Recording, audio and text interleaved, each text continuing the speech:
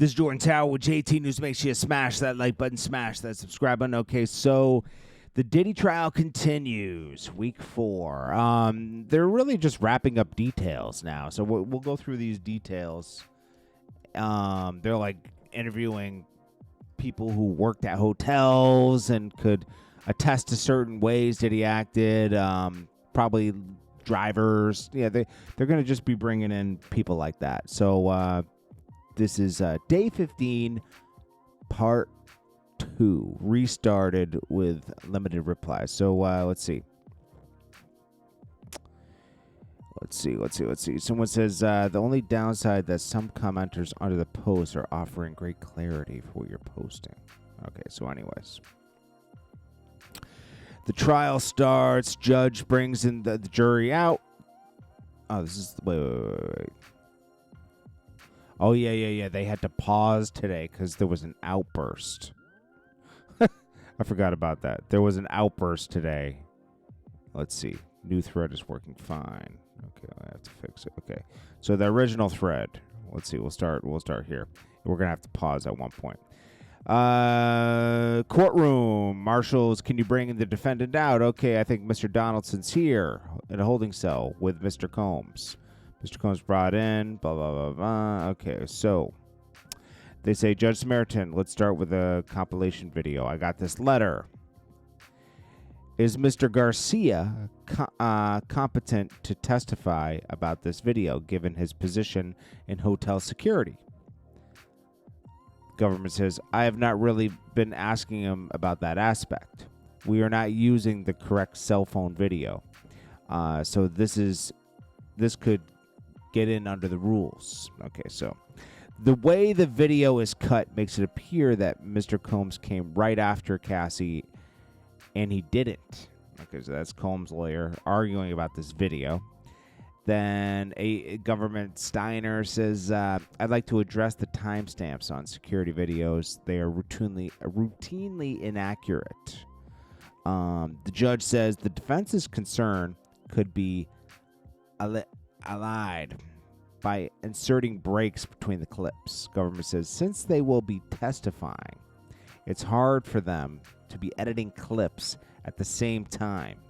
We don't think it's misleading. Okay, so the judge says the defense can cross-examine this. Government, given the defense played the video of Mia's birthday video for Mr. Combs, we want to introduce recording of his jail calls about organizing social media celebrations for his birthday, which he views as a way to change the narrative. The government says there was someone broadcasting Mia's name just outside the courthouse in Foley Square yesterday. We'd ask from the back of the courtroom, Diddy, they're coming for you. That is the person with the outburst. Judge, court security officers escort the person out. Okay, the judge continues. The video timestamps, how long? If 40 minutes would be a good 403 argument, Diddy's lawyer says this could be an easy fix, but the witness on this will be on the stand for 2 hours. Where does he live? New York. Then the government says, no, he lives in Florida. They bring in the jury. Okay, so jurors, there are some scheduling modifications, including that on June 11th. We will not start till 1 p.m. Also, June 5th from 11 to 4. And June 20th, the day after Juneteenth, we'll stop at 1 p.m. Call your witness. Government calls Eddie Garcia. Where did you work the day in question? He says, Intercontinental Hotel. I was told there was an incident involving Sean Combs. Government says, do you see him here? Steele says, we stipulate. All right, so then government says, let me show you your sign-in sheet for that day. Garcia says, yes, I signed that. Week ending March 10th, 2016. Could you monitor all the cameras? Garcia says, not all, but more than one at a time. Government says, would you be required to check the monitors? Garcia says, yes. Government says, did you initially recognize the individual involved in the incident? He says, not at first, but when you look closer, yes. It's definitely Sean Combs. And did you learn who the second individual was? He says, yes, Miss Cassie Ventura. Why was law enforcement not called? Garcia says, Miss Ventura did not request it. Government says, did you review the incident report? Yes. There was an attachment that I didn't open from the computer, a video file. Did you receive a call? Yes. Government, from who? Christina Coram, with a New York area code. She asked if I had the video. Government says, what did she ask for? Garcia says, the video. She said Mr. Combs had been intoxicated and didn't remember exactly. Steele, objection, sustained. AUSA, sidebar. Okay, they come back. Government says, what did you tell Miss Coram? He says, that she would have to talk to management. Government, did she reach out again? Yes, I got a call from the lobby that she was there looking for me. What did she ask for? The video. How did you respond? That she had to talk to management to file a subpoena. Did you tell her what you saw in the video? Yes, I told her. Off the record, it's bad. Government, did you get another call? Yes, from a New York area code. Garcia, it was Miss Coram. She put someone else on the phone. Who? Mr. Combs. He asked, do you know who I am? He said, what'd you say? He says, I said yes. He asked for the video. He said he had been intoxicated. I told him I can't give the video. Government says, how did he sound? He says, he was talking fast, stuttering, sounded nervous. Government, did you email management? Yes. Bring up GX7R149. What is it? The email I sent. Steele, objection, overruled. Email shown has Coram's phone number on it, not redacted. It says Combs, a.k.a. P. Diddy, says is a patron. Oh, a patron. I thought it was, but he was on Patron. He's a patron and wants to talk to you. Government says, did you get more calls from Miss Coram? Yes, on my personal number. How did you react? Nervous.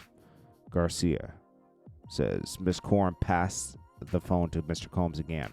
What did he say? That I sounded like I was a good guy, that he could help, that something like this could ruin him. He wanted the video. He says if it got out, it would ruin his career. I said, I didn't have access to the server. He told me he believed I could make it happen. He would take care of me. What did you think he meant? Money for the video. What'd you do? Reached out to my supervisor about it. Who's your supervisor? Bill Mandrano. He told me he would do it for 50. What he meant? 50,000. What did you do? Called Christina, put Mr. Combs on. He says he called me Eddie my angel. Where did Mr. Combs? Eddie my angel. Yo, that's crazy. Diddy's trying to like stroke his ego, like, yo, you're my angel, bro. Eddie Garcia.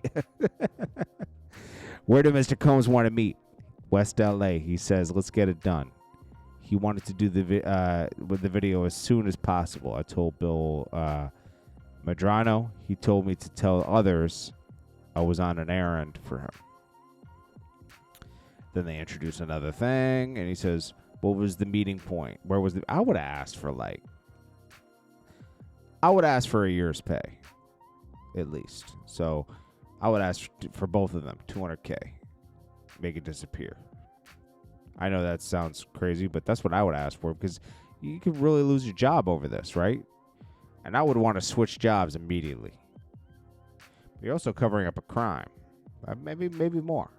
And Diddy should paid it. You know, I don't think Diddy paid enough, and that's why it came out anyways. Because think about TMZ would pay 50 for that, possibly, right? Where was the meeting point? A big high-rise building. I called a number, and someone came, and it was Mr. Combs' bodyguard. How'd he look? Older, African-American, heavyset, 6'3", 6'5". What did he say? That he kind of came up with Mr. Combs, that he was a good guy, and I was doing a good thing, all that stuff. He was, upstairs, Mr. Combs was smiling, called me Eddie, my angel. My voice was cracking, so I said I was coming down with something. Mr. Combs told Christina to go get me some tea that he liked. Wait, Mr. Combs told Christina to go get some of the tea he liked. Okay. Then he asked, "Do you have it?" I said, "Yes," and I handed it to him. What did he do? He left. He came back. He asked if it was the only copy. What'd you say? I said, I believe so. Garcia, Mr. Combs said it had to be the only copy. Nothing in the cloud. I called Mr. Medrano. And he said it was only copy. He took it off the server. What else did you say? That if Cassie filed a complaint, I could get in trouble. Mr. Combs said, don't worry. Cassie wanted it gone too. He called her on FaceTime and showed me. She was in a hoodie, but I recognized her. What did Miss Ventura say? That she had a movie coming out and wanted it not to come out. He wanted my ID and that of Mr. Medrano and the responding officer, Mr. Flores. But he is a very straight guy. He is a very straight guy. Probably wouldn't do it. I told Bill. What did Bill say? We'd get Henry Elias, the responding officer. When Mr. Combs saw the IDs, he looked at Henry and said, yeah, that's him. Then he brought out the NDAs that I wouldn't speak about it. Oh my gosh, this guy's ready. Garcia says, it states I have provided the only copy of the video. Did you read it? Nah, I was nervous. Were you given a copy? No. In the NDA, what were the liquidated damages? $1 million. How much were you making? $10.50. The NDA, what were the liquidated damages? $1 million. How much were you making? Then what? Mr. Combs put cash through a money counter. There were stacks of 10,000 at a time. The machine displayed at the end 100,000. Why was an additional 50 grand? For me. And that what he thought Israel Flores. Okay. How did Mr. Combs give you the 100,000 in a brown paper bag? Was the bodyguard there? Yes. And Miss Coram, was she present? I would say at some point I stood up, signifying that I'd be leaving.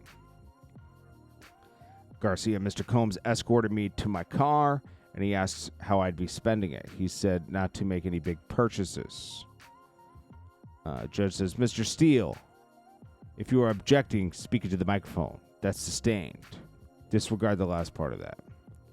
What did you do? Garcia says, called Bill Medrano and gave him $50,000. How much to Mr. Elias? $20,000. What did you do? He only got 30 grand. What did you do with your 30 grand?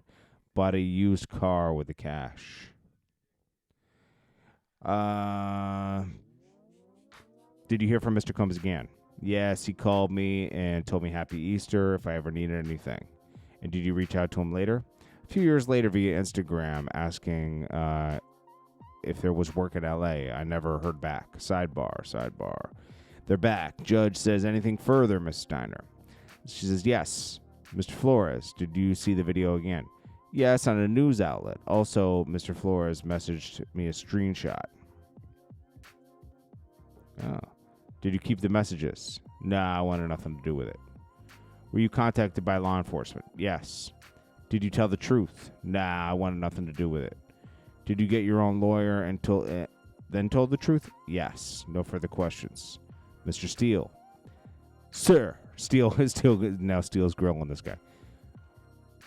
You were in a condominium unit with Mr. Combs and others and received double what your boss was requesting. Fair? Yes. You told your boss because you're honest, right? Yes. You asked Mr. Combs for work? Yes. Let me show you the NDA. That part says exclusions, right? Under NDA, you can't speak, is my understanding. It says nothing that prohibits truthful statements in legal proceeding. I see that. You warrant law enforcement. No. I have nothing further. Redirect. Steiner says, NDA, para 4. Can you read it? After, however. Notify company to allow company to prevent disclosure. So you'd have to notify them first? Yes. They object. Overruled. Nothing further. Break. All right, so they're just damn, man, they're really focused on this Cassie thing. This is... Ugh. I'm not seeing a lot of other stuff. it's really like Diddy's internal network of like assistants, people that work for him, like that he abused, and like girlfriends. I don't know. This is like a 50-50 to me. We'll see. Anyways, this is Jordan Tower with JT News. We'll come back in a few hours with the remainder of the day. Yeah, see, it's just they're just tidying up like little details. You'll have this week and then next week, and I think it's done. And then we'll see what happens. Smash that like button. Share this video. Peace.